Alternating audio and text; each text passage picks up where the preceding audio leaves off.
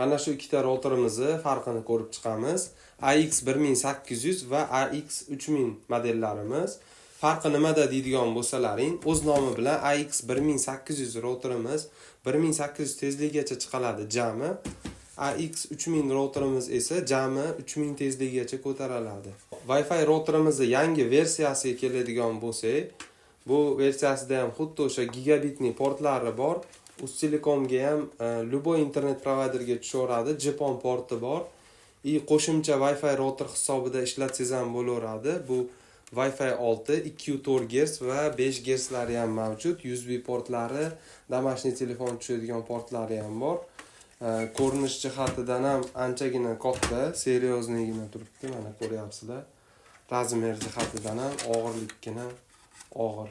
Aloqa stroydi Wi-Fi router hisoblanadi. Birinchi qo'l, kimga kerak bo'lsa, bemalol aloqaga chiqa olasizlar, sifatlari zo'r.